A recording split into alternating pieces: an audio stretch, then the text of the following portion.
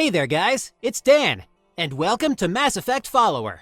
Now that Mass Effect Andromeda is tantalizingly close to our grasp, we're looking back at the best moments that made us fall in love with the trilogy. If you haven't seen our video on the top 5 moments from Mass Effect 1, click the link floating on the screen right now.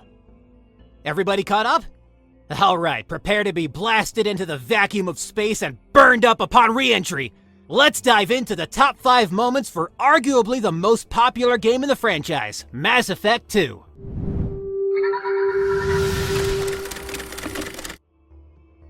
Number 5. Lair of the Shadow Broker, Kasumi Stolen Memory, and Overlord.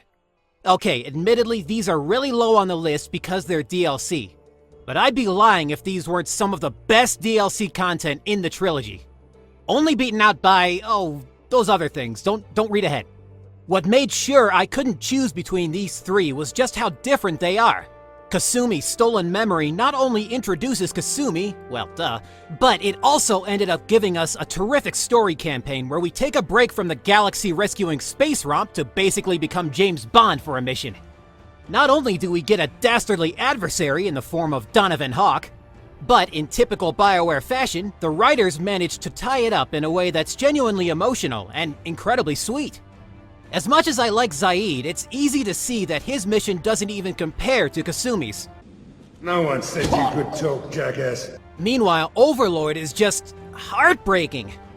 An intriguing mystery that unravels in the most horrifying way while being an amazing exploration of the Geth, the needs of the many, and holy hell, is Shepard hackable?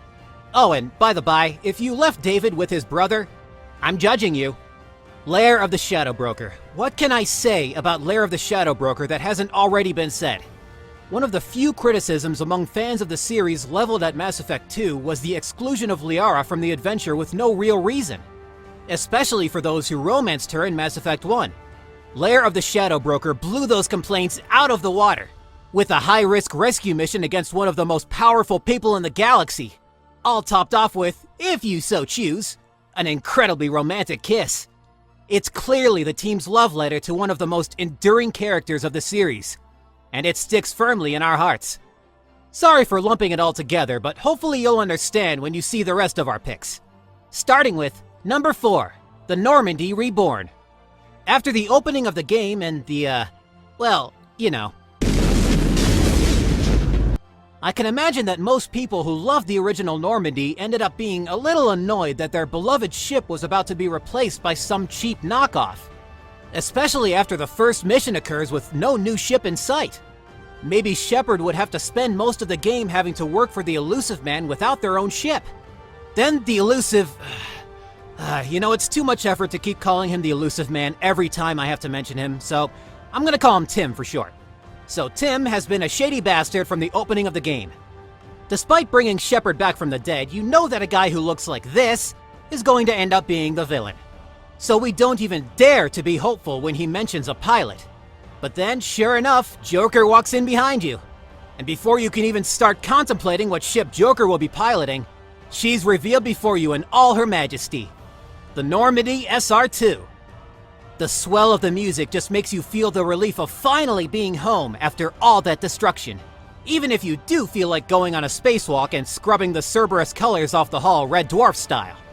A beautiful ship given to you by arguably the best villain in the series while one of your best friends stands behind you is easily our contender for number 4. Number 3, the abduction of the crew. So throughout the plot of Mass Effect 2, we've had our quests, a race of evil aliens abducting humans, and a clear-as-you-like-it point of no return marker in the form of the Omega-4 relay. We are all set for how the game should play out, maybe with a few twists and turns here and there, but nothing we can't handle. Then you decide to go get the Reaper IFF, maybe in the middle of all those loyalty missions that you were set to do. Then this happens. This is by far the most tense moment in the whole game. The Normandy and EDI are disabled, Shepard and all the squad mates are off the ship, and collectors are dragging your crew away, kicking and screaming. And all the while, you are stuck piloting, no pun intended, Joker. I mean, Joker, as badass a pilot as he is, can't even sneeze without breaking bones, so the idea of him taking on the collectors is genuinely terrifying. It's an incredibly well-played twist that really hammers home the threat of the Collectors, enrages us that they dared violate our ship, and incentivizes us to rescue the humans more than any nameless colonists could. But seriously though, could we get Joker some therapy? I think he needs it. It's a moment that's firmly stuck in our minds even now, and that's why it's our pick for number 3. Now if you'll excuse me, I'm gonna hide under my desk for a while. Number 2, the opening sequence. Opening sequences are tricky things to pull off. You've got to explain the tone and general feel of a story, the world, and characters without it feeling obnoxious or forced. They're there to initiate new players and to update old players into the state of the fictional universe you're going to, hopefully, be spending a lot of time in. And Mass Effect 2 has one of the best damn opening sequences in all of gaming. I may be biased. Everything you need to know about the story of Mass Effect 2 is contained within these opening moments. Everything from the introduction of Tim and Miranda, how woefully unprepared humanity are against the Collectors, the Space Marine vibe, Shepard's connection to Ashley, Kaidan, or Liara depending on your playthrough, and who could forget the spacewalk? Just hearing Shepard breathing while surrounded by crushing silence while the Normandy lies in wreckage around them with nothing between them and the sheer vastness of space!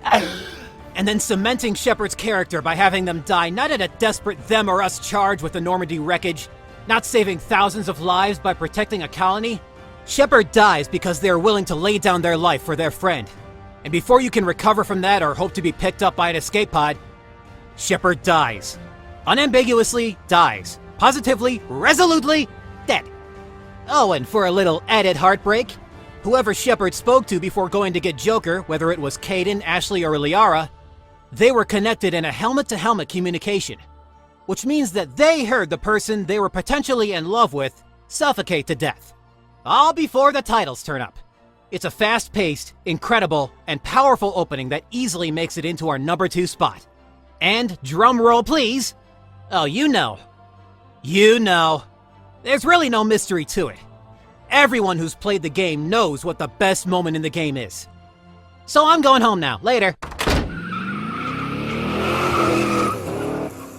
I guess we're not fooling you, huh? Number 1, the suicide mission. Holy moly! This isn't just the greatest climax of the series, this is one of the greatest climaxes in gaming, period! I direct you once again to my comment about bias. You've spent the whole game bonding with your squad mates. You've helped conquer their demons. You've died, and it's only pissed you off. The Collectors dared to come after your people, and now they're gonna pay. And it's every bit as satisfying as you dreamed it could be. Especially in a no one left behind ending with all the upgrades. Yeah, hit him with the Thanix cannon! Haha, no sell, you nug-hopping bastards! Even then, it's not quite enough, so you crash into the Collector base. You make your way through waves upon waves of Collectors, the righteous fury of the Protheans spurning you on.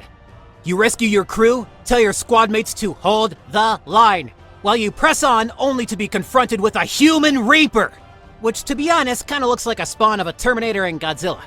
You kill it and run for the Normandy, only for Joker to swoop in and save the day. You shoot out of there, presumably giving Tim the middle finger on the way out. And just when you feel like the galaxy's biggest badass, the game ends with a shot of hundreds of Reapers arriving, sweeping the rug from under your victory with the looming dread of the absolute certainty that the Reapers are here. The galaxy is woefully unprepared, and your confidence may falter because what could Shepard do against that? And it's that bleakness, even in the face of triumph, that guaranteed we'd all be back for Mass Effect 3. So that's our pick for the top 5 moments of Mass Effect 2. Did we miss out on your favorite moment, and you want to slowly roast Tucker over a fire for it? Let us know in the comments. And you can also follow us on Twitter at N7Follower. So if you like this video and want to see more like it, go ahead and like and subscribe, and we will see you in Andromeda!